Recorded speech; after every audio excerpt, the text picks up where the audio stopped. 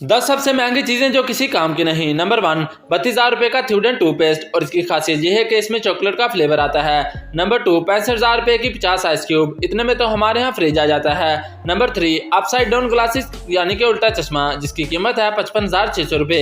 Number 4, 2 inch का handbag जिसकी कीमत है 60,000 रुपए। मुझे तो ये समझ नहीं आ रहा कि इन सबको खरीदता कौन होगा। नंबर 5, 4 लाख रुपए का झाड़ू, जिसमें इसके क्रिएटिव डिजाइनर ने झाड़ू के बदले $80 के नोटों को लगा दिया है।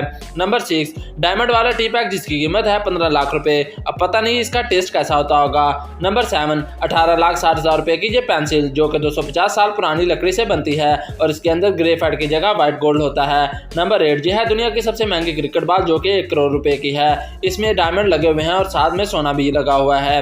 नंबर 9, 24 कैरेट गोल्ड का टॉयलेट पेपर जिसकी कीमत है 2 करोड़ 70 लाख रुपए। नंबर 10, पेंटिंग जिसकी कीमत है 400 करोड़ 68 लाख रुपए। अब ऐसी पेंटिंग तो बच्चे भी